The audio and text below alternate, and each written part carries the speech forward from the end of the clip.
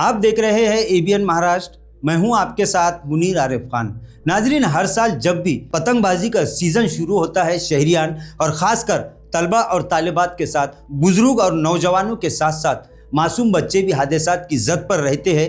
हर वक्त ये खदशा लगा रहता है कि किस वक्त बड़ा हादसा पेश आए और किसी मासूम की जान न चली जाए। लेकिन इस साल की बात कुछ अजीब ही नज़र आ रही है। अभी पतंगबाजी का सीज़न शुरू हुए 8 या 10 दिन ही नहीं हुए कि तकरीबन 20 से 25 जानलेवा हादसात हमारे इस शहर में पेश आ चुके हैं। हर रास्ते पर मौजूद ट्रैफिक की वजह से पहले ही शहरियान कई हादसात की जद पर है, लेकिन अब एक नए हादसे की जद में पूरे शहरियान आ चुके हैं। गुज़िश्ता कई दिनों से इसी मामले को लेकर इंतज़ामिया से बार बार ये मुतालबा किया जा रहा है कि वो नायलॉन मांझे पर पूरी तरह से पाबंदी आयद करे और जहाँ भी इस तरह का नायलॉन मांझा फरोख्त करने वाला दिखाई दे तो उस पर सख्त से सख्त कार्रवाई की जाए, क्योंकि मामूली 5 रुपए के पतंग और मांझे की वजह से इस वक्त शहरियान और खासकर कमसीन बच्चे जानलेवा हादसात की जद पर है। नाज़रीन, गुज़िश्ता चंद दिन पहले ही सेंट्रल नाका इलाके में एक ऐसा हादसा पेश आया था जिससे एक नौजवान जख्मी हो गया था। कल पूरे शहर की अगर बात की जाए तो तकरीबन 3 से 4 ऐसे वाक़यात पेश आए, जिसके बाद पूरे शहर में इस वक्त डर और दहशत का माहौल है, क्योंकि शहर में जिस तरह से इस वक्त पतंगबाजी के शौकीन नौजवान लड़के और ख़ासकर कमसीन बच्चे ऐसे इलाकों में जहां पर हर वक्त ट्रैफिक जाम रहता है और इन इलाकों में भी बच्चे 5 रुपए के पतंग के लिए रास्तों पर दौड़ते और भागते नजर आ रहे हैं। लेकिन इसके जिम्मेदार जहां ये कमसीन बच्चे और नौजवान हैं, वहीं इनके सरपरस्त भी है।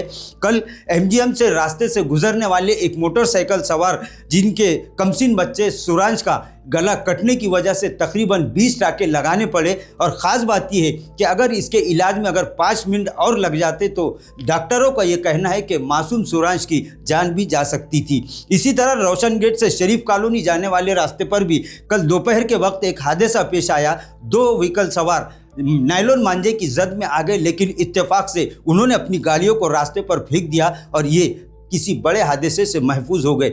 इसी तरह कल चंपा चौक इलाके में भी एक दिल दहला देने वाला वाकया पेश आया। एक कमसीन 3 साला बच्ची भी बुरी तरह से जख्मी हो गई। खून में लथपथ इस बच्ची को हॉस्पिटल ले जाया गया, जहां पर 20 से 25 टाके इस बच्ची के चेहरे पर दिए गए। नाक, कान, गले के साथ साथ आँख भी इस लड़की की मुतासिर हुई, लेकिन खुशकिस्मती से लड़की की आँख ज़ाय नहीं हुई। नाज़रीन, इस वक्त शहर में पतंगबाजी का सीज़न शुरू हो चुका है और अभी चंद दिन ही हुए हैं सीज़न शुरू होकर, लेकिन जिस तरह से नौजवान लड़के और ख़ासकर कमसीन बच्चे इस पतंग के शौक़ को लेकर अपनी जान हथेली पे लेकर दौड़ते और भागते नज़र आ रहे हैं, वहीं रास्ते से गुजरने वाले शहरियान भी इस वक्त जानलेवा हादसात की जद पर आ चुके हैं।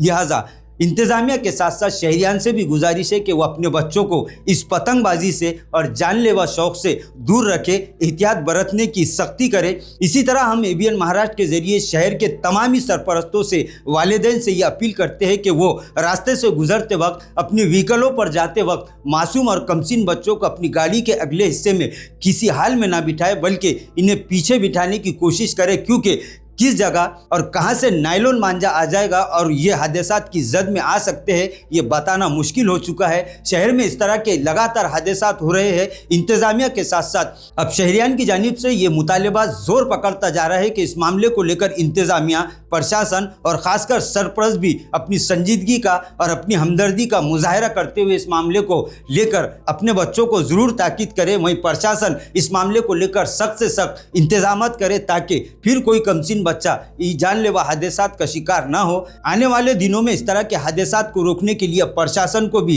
कमर कसनी ज़रूरी है, क्योंकि मामूली शौक़ की वजह से इस वक्त नौजवान, बूढ़े, ख़वातीन, तलबा और तालिबात के साथ साथ खासकर स्कूल के मासूम और कमसीन बच्चे भी इस वक्त हादसात की जद पर है। लिहाजा इस जानिब खुसूसी तवज्जो देने की ज़रूरत है ताकि फिर कोई कमसीन बच्चा हादसे का शिकार ना हो सके। नाज़रीन, आज के लिए बस इतना ही। फिर मुलाकात होगी कुछ नई वीडियो के साथ।